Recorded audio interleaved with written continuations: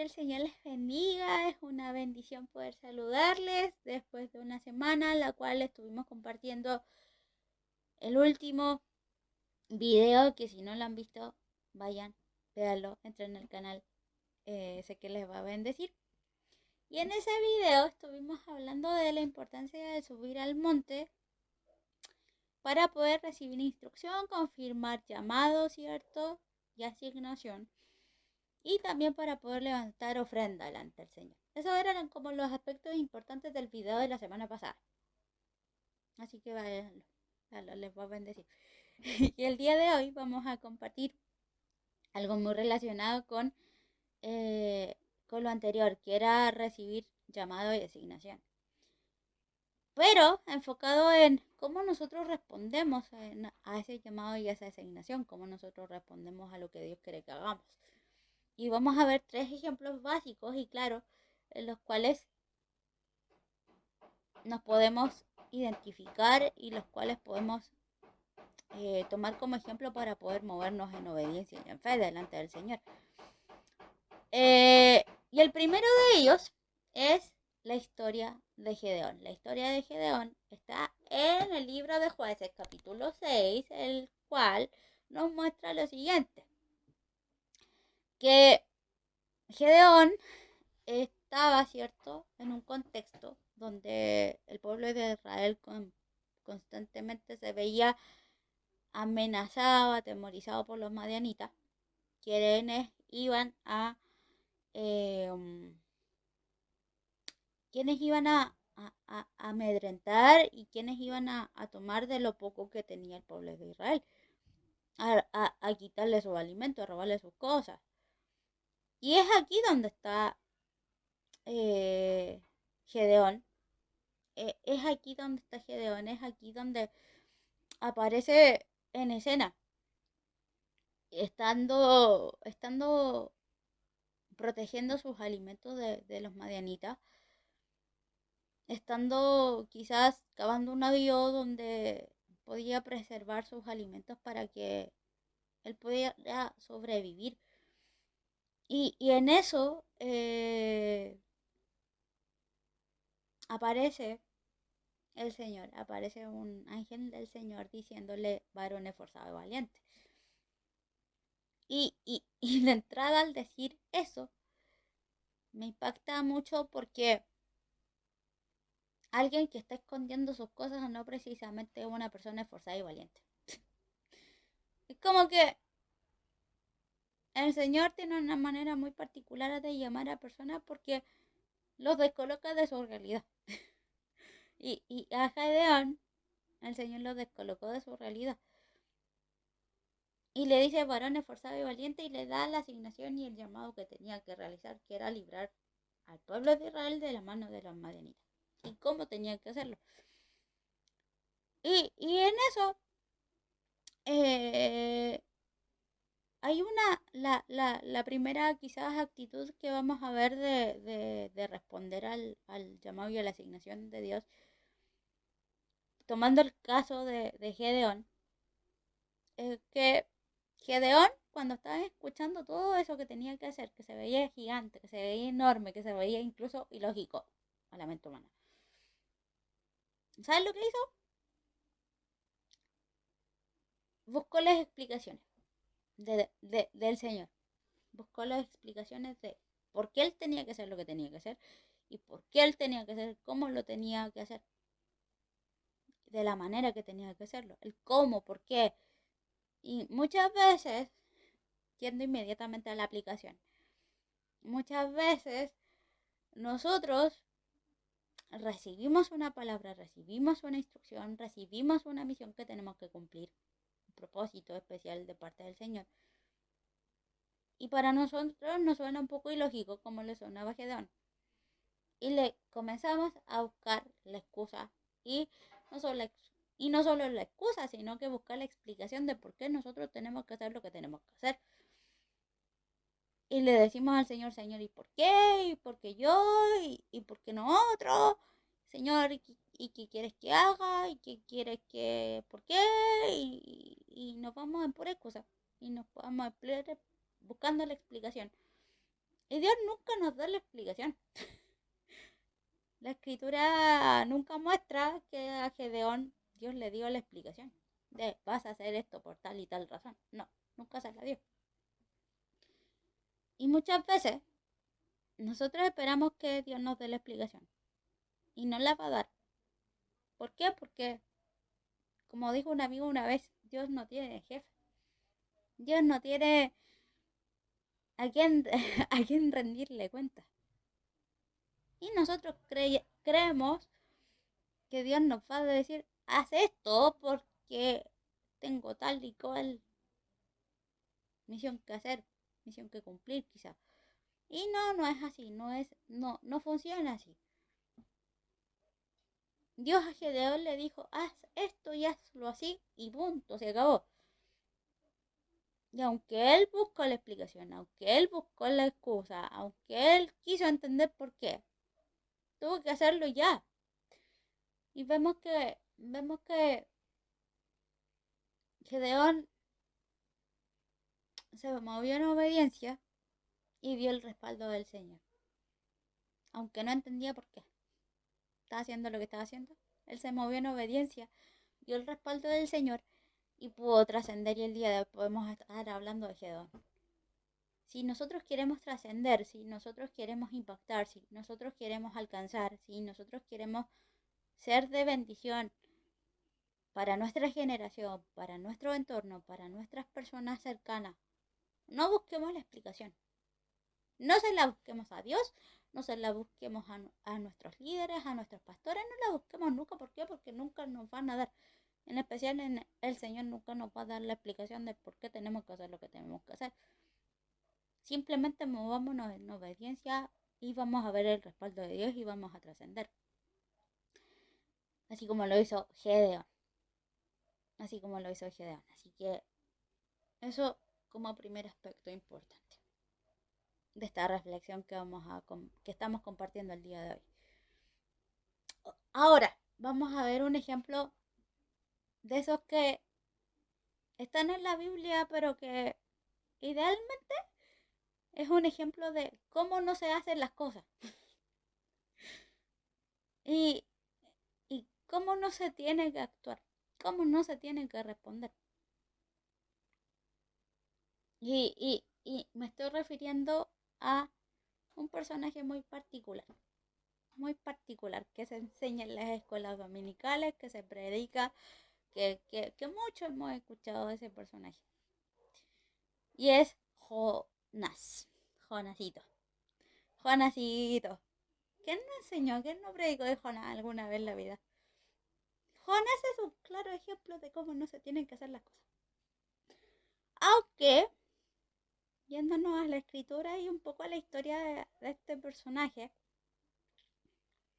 hay un par de cosas que son rescatables. Aunque usted no lo crea, sí, hay algunas cosas que son rescatables. Y lo único rescatable de Jonás es lo siguiente. ¿Quieres saberlo, cierto? Espero que sí. Porque aquí va el dato. Lo único rescatable de Jonás es que cuando él recibe la instrucción y la indicación de lo que tenía que hacer, estaba en un día en la presencia del Señor. Estaba un día de intimidad, en un día de escuchar la voz del Señor, en un día de querer tener comunión íntima con el Espíritu Santo. Y es ahí, en ese contexto, en ese momento, en esa instancia, donde Dios le dice a Jonás que fuera a Nínive. Y aquí viene como no tienen que hacerse las cosas.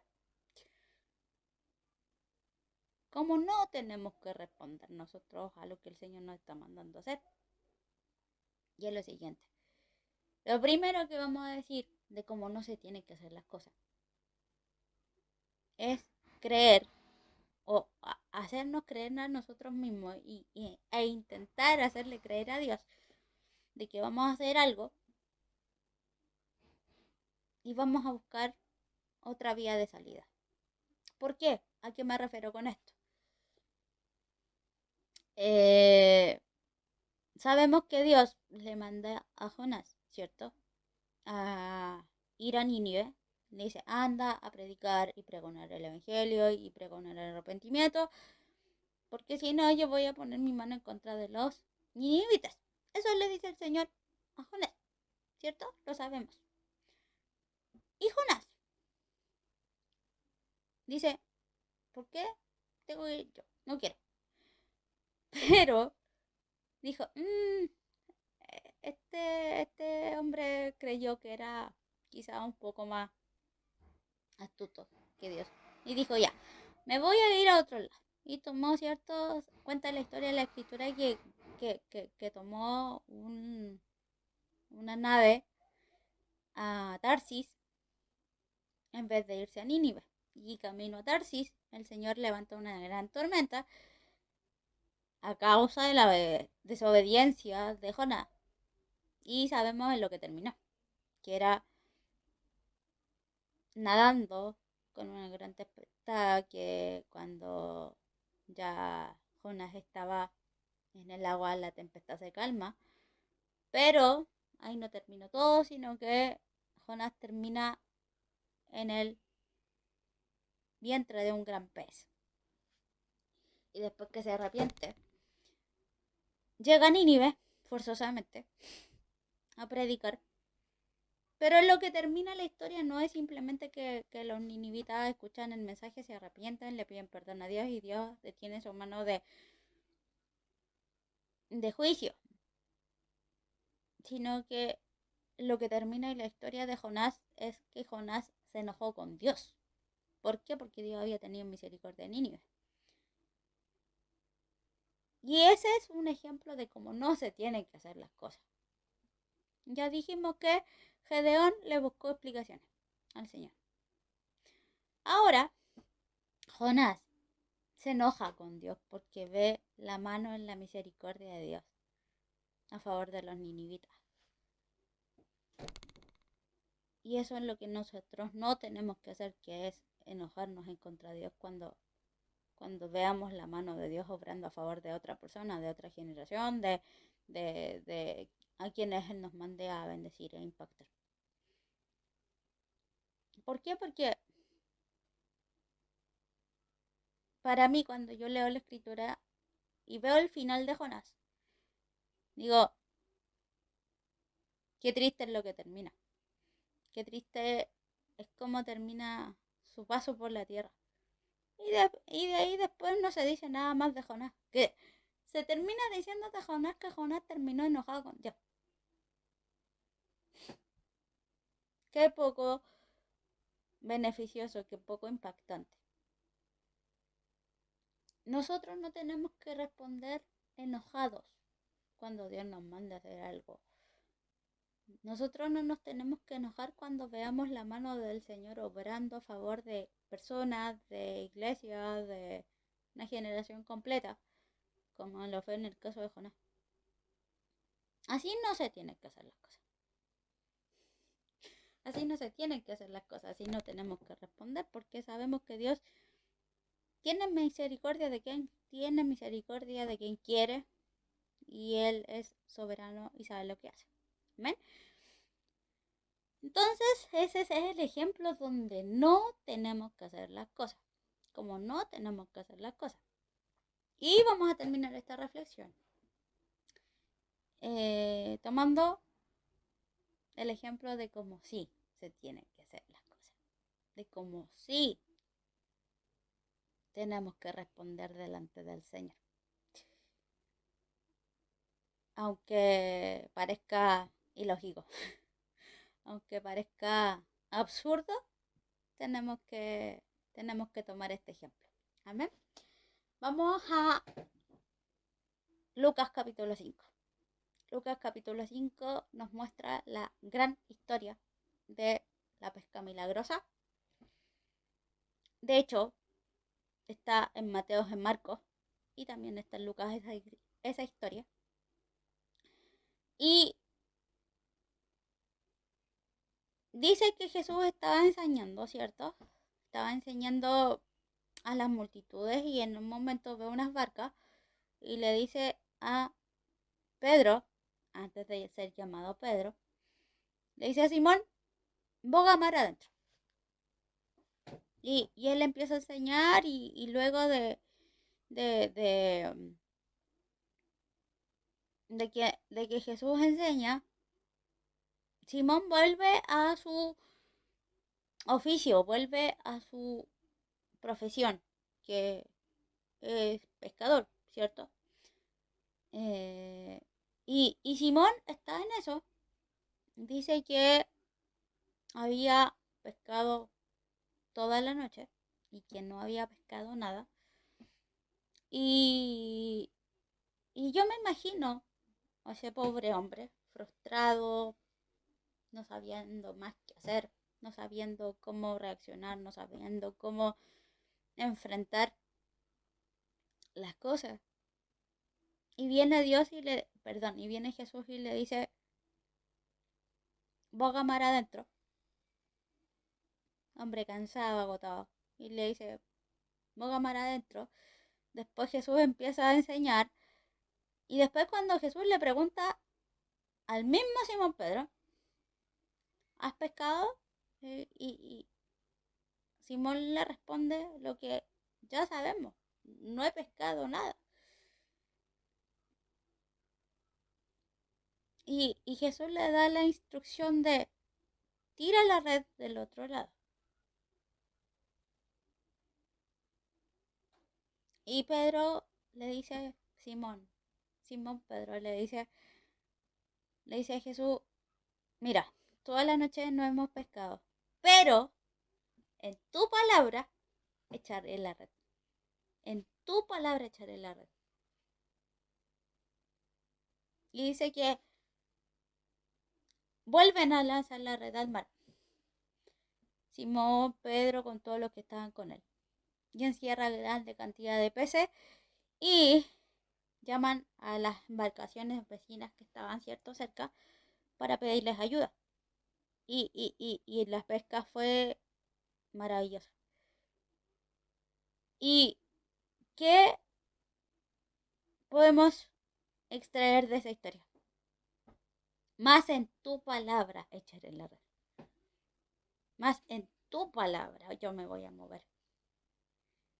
Y es así como nosotros tenemos que responder a la asignación, a la tarea que Dios nos manda a hacer, a lo que Él nos mande a hacer, sea lo que sea. Aunque no se entienda, aunque queramos tener explicaciones, aunque queramos tener quizás el entendimiento lógico de cómo hacer las cosas y no lo tengamos, porque Dios nos lo va a dar. Movámonos simplemente en obediencia y digamos, Señor, en tu palabra yo voy a mover, en tu palabra yo voy a hacer esto. ¿Por qué? Porque vamos a ver su mano, vamos a ver su respaldo, vamos a poder trascender, vamos a poder impactar y Él se va a llevar la gloria en todo. Esa es la manera que nosotros tenemos que responder. Esa es la manera que nosotros tenemos que movernos. Esa es la manera en la que nosotros tenemos que decir, Señor, yo no entiendo por qué, pero en tu palabra yo me voy a mover. Si tú me dijiste, yo me voy a mover.